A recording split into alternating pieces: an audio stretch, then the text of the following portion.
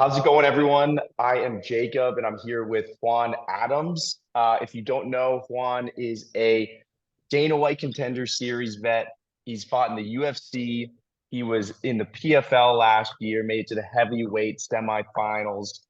He is Fury's heavyweight champion, and he's got a big fight coming up June 17th for the heavyweight title, Paradigm Combat Sports.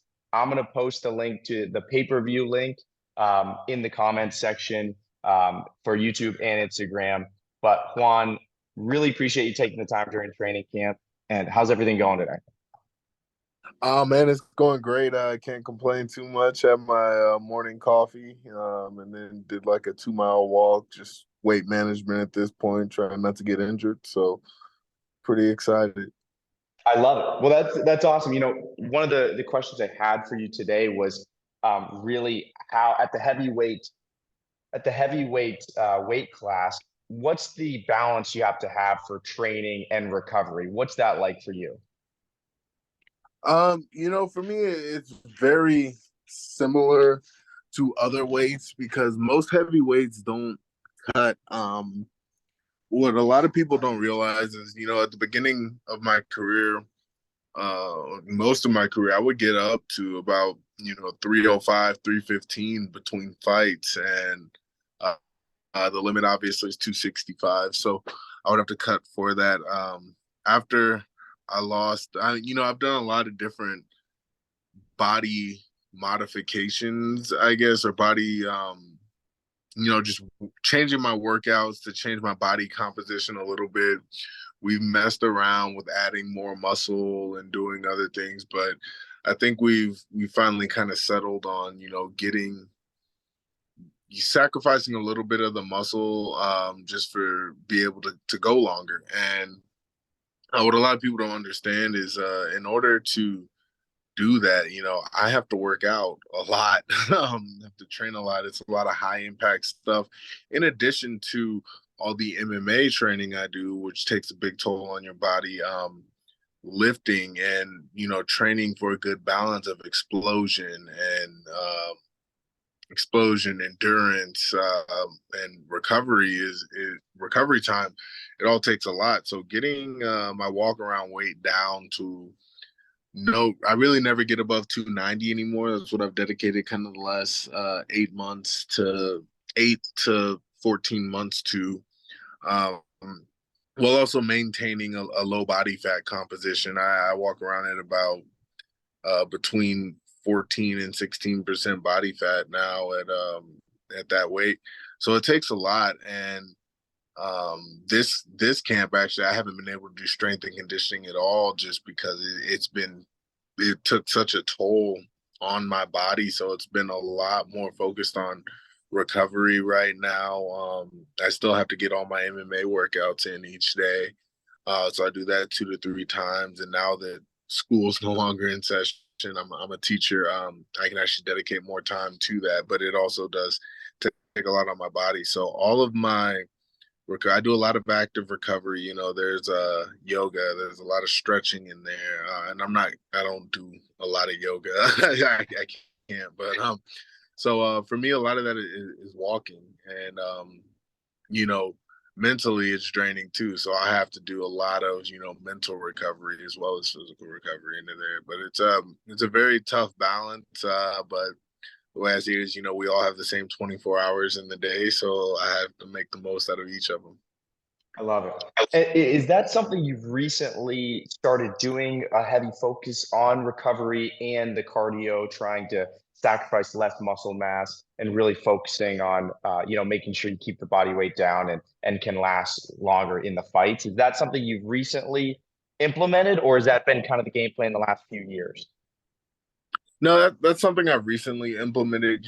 I always thought, it doesn't matter how strong or explosive I get, because that just means I'll end the fights faster, right? That was my thought process in that. And when it really started to take effect, it was against the Austin Lane fight when I lost the Fury heavyweight title. And I was in amazing shape for that. I got down my walk around weight. I was 294 at 16% body fat. So at 0% body fat, I would have weighed 244 pounds at that Wow. point. And I was a monster. First 3 rounds, but like you could when I went back and watched that fight, I noticed that, I was sorry, my battery got low. I noticed that I was really starting to fade as the fight went on. I was first round dominated, second round dominated, third round noticeably slower but still dominated. And then in the fourth round, I didn't even get knocked out. I went in for a shot and I slipped on the mat, but it was after he had thrown a hook. So like, and just that, I just kind of paused down there to catch my breath to go into the next move, and the ref stopped the fight. And I was like, "What?" I wasn't out, like I wasn't down, I wasn't hurt. I was just fucking tired. But uh, that that was a really big wake up to me. So I was really focusing a lot more. Then I was just like, you know what? I'm gonna try and keep the muscle and just keep my cardio up. And I did that somewhat successfully, but in the PFL semis, I wasn't hurt. I was just tired, and the ref stops it in the third round because like I just wasn't firing back. So at that point, PFL let me know they weren't re-signing me in December, I believe it was.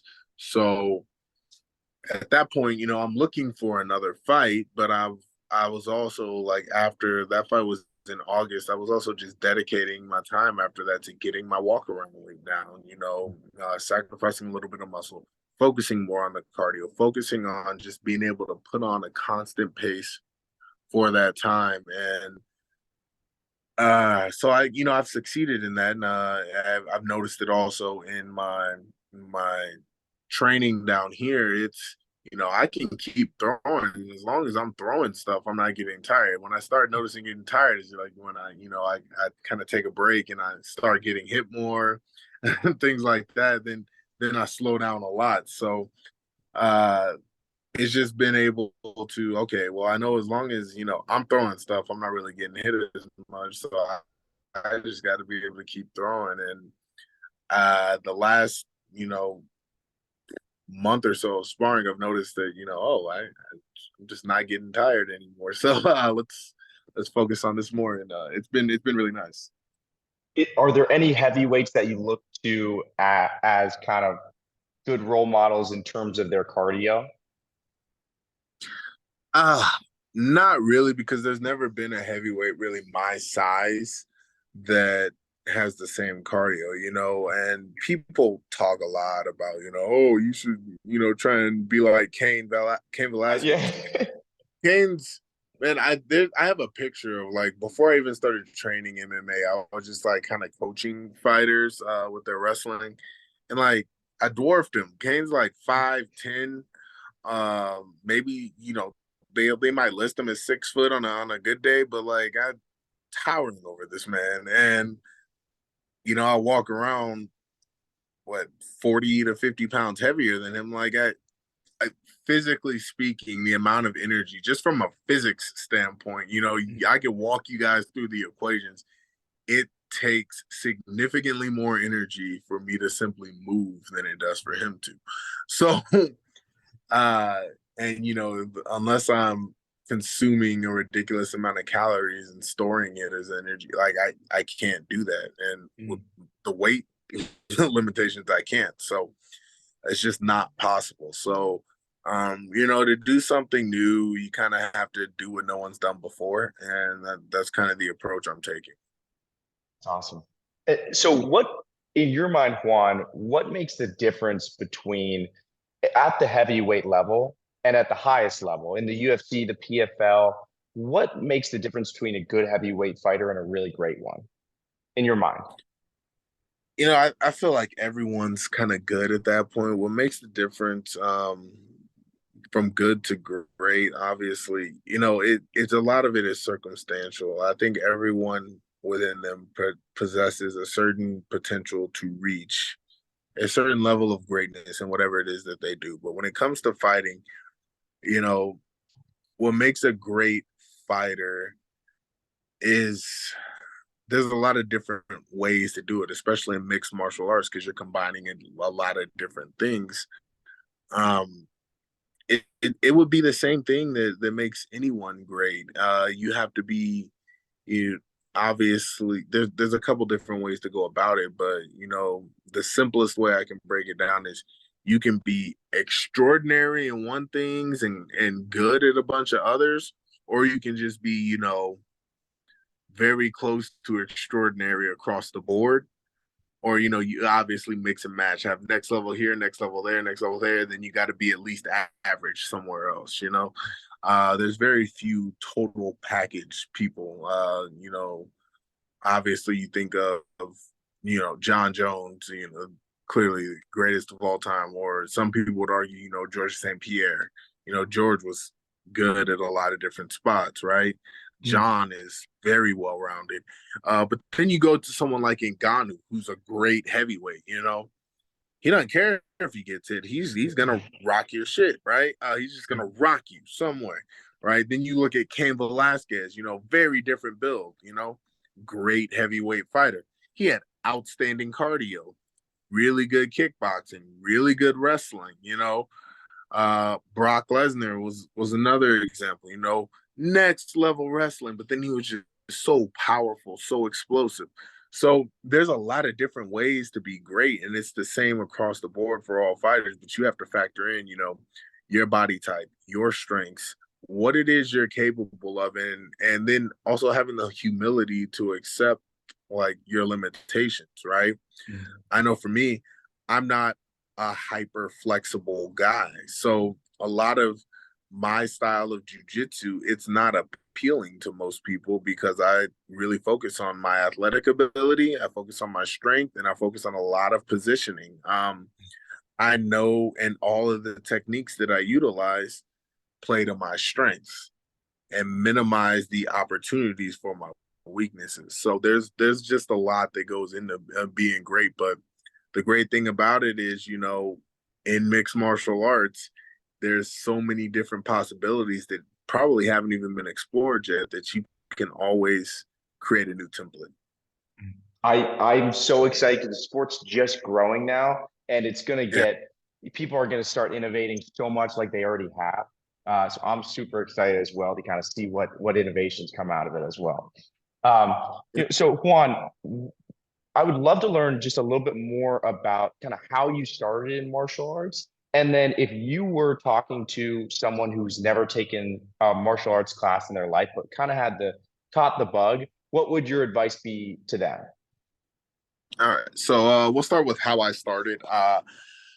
I always kind of liked to fight. I didn't like all the stuff that would lead up to. I'm just talking about like street fights and stuff. Like I've always been like super laid back, but I've always admired martial arts. Uh, every kid, like I loved watching, Jackie Chan adventures growing up, kung fu movies. I loved WWE for a really long time, and when I found out that's not like real fighting, it kind of hurt a little bit. But then uh, I was introduced to the sport of wrestling when I was about 12 to 13, and like I didn't start till I was 14 in high school. And my senior year of high school is when I really like started knowing what MMA was, and I always thought it was interesting, man. I just the discipline and the dedication to a skill because I played sports my entire life, and by the time I was in high school, puberty, all those hormones, like I at that point I loved fighting. I would fight anyone for anything. I did not care. But I went on to wrestle in college. But for high school, for the Disney duels, they asked me to join their wrestling team, and it was done out of an MMA gym, which is the first gym I started training at over the summers. And from there, I would coach some of the fighters with their wrestling. Then I would start helping out the kids wrestling class. Then I'm like, oh, well, maybe I should learn some kickboxing so I can better help these fighters. And it just kind of grew from there. For anyone that kind of caught the bug, man, I would look at, you know, grappling, I would say is probably the hardest aspect to learn because to get really good at grappling, you need other people. You need to have a partner at the very least where you can go and just practice these moves on. Striking is hard, but it's hard in a different way. You know, you have to put in just the sheer number of reps, right? So I would say first and foremost, you have to get somewhere. And there's so many MMA gyms now. I would obviously find an MMA gym, right? And make sure if you've got a late start in something, uh, you have to kind of go in with a holistic approach towards it. And you have to approach everything with the same enthusiasm. And if you're not enthusiastic about it, you at the very least need to be disciplined because discipline will carry you anywhere. And you start doing these things, you start going, and you're obviously going to gravitate towards what you like more, but you can't just focus on that. You know, you can focus your extra time towards that, but you have to start off dedicating the same amount of time to everything so you can truly grow and get very good because you're seeing specialists, their success is starting to decrease in MMA.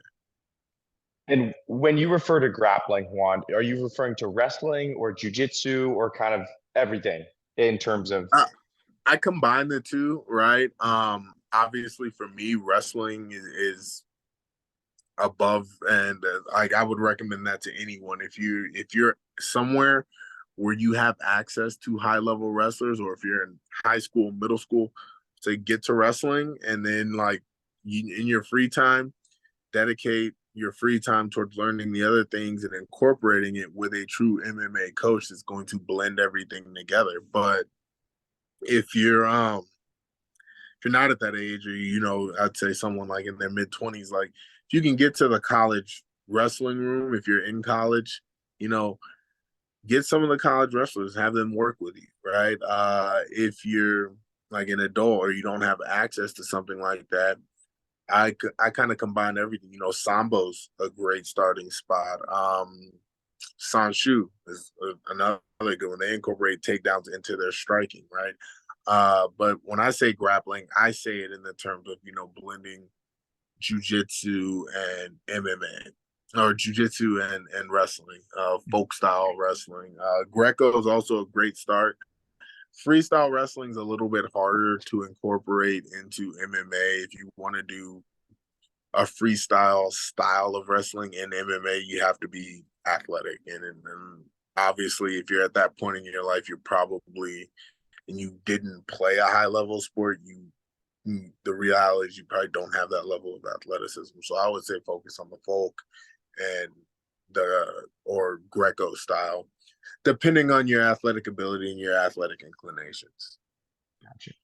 And Juan, you had mentioned discipline just earlier. What role does discipline play? How do you keep up your discipline during these long training camps when you're cutting weight? I mean, they're difficult. You're putting hours in every single day. Really difficult MMA workouts, cardio workouts, weightlifting. How do you keep the discipline? And it can be over 6, 8, 10 weeks. Like what's the mindset there? It's kind of something that's just kind of been instilled in me. You have to be dedicated to it, and for me, it's never really been a question of discipline. It's always just been something that I've done. Growing up, we didn't have a whole lot of money. My mom had a decent job, but for the schools that we were in and the commute that we were at, we really didn't have a lot of money. But in the neighborhood I grew up in, I was able from a young age to look around and just know that I wanted better for myself. And I knew that I wasn't going to have, I wasn't going to be starting from the same point as most people were. in that aspect, but I knew what I did have. I knew that I had a large body. I knew that I had athletic ability, and I knew that I had the mental capacity to achieve more. So uh, I think I was like 6 or 7 when every kid talks about wanting to be a pro athlete, but like every sport that I played growing up, I thought of myself at the highest level, and I tried to conduct myself in a way that was going to get me to that highest level. And when I first started, when I got to high school, was really when the flip switched. You know, we were already up early every morning because my brother and I went to different schools at that point. He was in middle school, I was in high school, so I knew that right there, if I'm already up, I might as well use this time that I'm already awake, trying to move towards whatever my goals were. And I didn't know what sport it was going to be. I knew I was going to be a professional athlete in something. So that's when I really started doing morning workouts before school. Then at school, I would make sure all my work was done, during the day or during class, during the free time that I had, so that I could use, my lunch period to go get another weight cut workout in if it was wrestling season, or I could use my free period to go, if I was in track season, go get some extra throws and shot put or discus, or use my gym period to go lift weights. And then after practice, I was doing another workout, right? And then when I would get home, I knew, well, I got to rest or I'm not going to grow properly. So it was things like that. And then I went to a military college where, structure was everywhere. So if you don't have the discipline innately built in, put yourself in environments that are going to have structure where you're kind of forced to do it, so to speak, until you internalize it. And again, it's hard to force like a grown person to do things because there's really not a lot of consequences to your actions. But I always look at it, in my mind, there was always this overarching consequence of not reaching my full potential, right? And that's been my greatest desire in life for a very long time, is like, I know there's better out there. Why can't I achieve it? And it's like, well, I can achieve it. I just have to work for it. So at that point, it all kind of clicked. And but there's a lot of tricks you can do to be more disciplined. Have an accountability group, right? Or if you gotta write it on a whiteboard every day, it's just the first thing you see every day, whatever it is. But you have to, one, set the intention for it and then follow through on that intention. And I have this conversation with my students all the time. I make them, like, say it's in the classroom, I'm like, okay, what are your goals? What are you looking to get out of education, right? And if it's a kid, like, well, I want to go to college, and say, okay, so this college version of yourself, I understand that you're a child, but like, think about this. Are you acting in accordance with that goal right now? And I'm like, well, no, right? When, like, with my ex-girlfriend, same thing. It was, well, I want to be there for you this entire fight camp. And I was like, okay, is that your intention? Is that the goal? Yeah, okay, well, like, this is what needs to be done for that. And then throughout it, it's like, are you doing this? Are you doing this? Are you doing this? And for me, if you can't hold yourself accountable to that point, I can only remind you of it. I can only follow up, but the follow through is on you. So I'll be here to follow up, but I'm not gonna force anyone to follow through. I'm just gonna ask and I'll remind. And if you can't be true to yourself and your word, you're not going to make it very far in anything. So, and that's not just with like fighting, that's just in life, man. And so that's the biggest thing is, you have to be honest with yourself and aspire. If you're not there right now, you have to aspire to be better and then act accordingly. Juan, what role you're fighting at the highest levels? What role does mental preparation play when you're about to make that walk out to the octagon? And then also, we have a lot of people who might be walking into their first amateur fight. What would your advice, if you were back there, they were about to make the walk as well, what would your advice be to someone making their first amateur fight?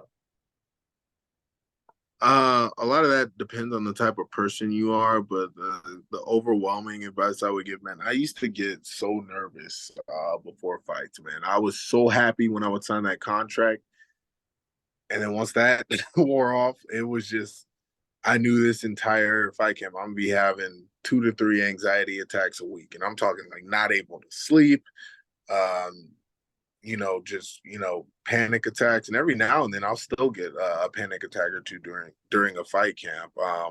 That has more to do with like my external environment, but in terms of like going through your entire preparation, I would say just minimize the amount of outside influence that you can have. If it's not positive or it's not encouraging, you don't need it. And you have to be selfish during that time. And you have to make sure that you're going and giving yourself the best possible opportunity to be successful. And then when it comes to walking, man, making that walk, it it's exhilarating in one sense and it's terrifying in another, right? And it's natural, man. Nerves are natural. You're gonna be nervous about something until you've done it enough to where it's no longer a thing. But you're going into a fight, man. You guys have signed a contract, and these contracts basically say, like death isn't likely, but if it happens, like they're not accountable for it. So but you also have to remember at the end of the day, man, you chose it. You did this because you wanted to do that. So that's something that you want to do, but it's not something you have to do. It's not something you need to do. So at the end of the day, it's your choice. You wanted to do this. So go do it. And what I have to tell myself when I go in there, when I walk in there to fight, this is only a part of what I do, but it's not who I am. This is not what I'm gonna be remembered for. Whatever happens, whatever this outcome is not going to be, the first thing people think of when they say Juan Adams or when Juan Adams comes to mind. Like this is not inherently tied to who I am. It's a small aspect of what I chose to do. And telling myself that really comes Awesome. And Juan, last question. What are your goals both inside the octagon and outside for the next year, 2 years? Kind of what's the ideal, where do you see yourself in 2 to 3 years? well, inside the octagon, I see myself fighting for a major promotion. That's my in the octagon goal. My out of the octagon goal is obviously, to kind of grow my YouTube channel. I'm getting certified in social emotional learning right now, and I would like to incorporate that into kind of my current job as a teacher. In the next 2 to 3 years, be kind of taking steps towards either building a new curriculum based off of that, or getting in the stages of opening my own school. And it's not easy to do. It's not something and so with 2 full-time jobs, like fighting full-time as well as teaching full-time, um there's not a lot of time left in the day. So when one of those eases up, I'll focus more on those goals. But out of the octagon, it's just to show up in the highest capacity that I can in whatever it is I'm doing, whatever I'm dedicating my time to. I want to be totally present and totally um, operating at a high capacity. Juan, I cannot thank you enough for taking the time today in training camp. I really appreciate it. I know you're swamped right now. For everyone who wants to find you, where can they find you? On Instagram and Twitter, I am at Chosen Juan 285. My YouTube channel is Kraken Cares, and my well, I don't think I have a Facebook fan page anymore. If I do, it's Juan the Kraken Adams. I don't really update. I just use my normal page and make everything public. So you can follow me on Facebook as well. It's just Juan Adams. So all that, and I got the blue check mark on 2 of them, but I'm not paying for the Twitter one. So if you guys find me on there, I think it's Juan Adams MMA or my name, but the handle is chosen Juan 285. Awesome. I will post those links below as well. And a reminder, June 17th, Paradigm Combat Sports. I'm posting the pay-per-view link for Juan. But Juan, best of luck June 17th. We're all super excited for you. Thanks, man. Awesome. All right. Thanks, Juan. No problem. Have a great day.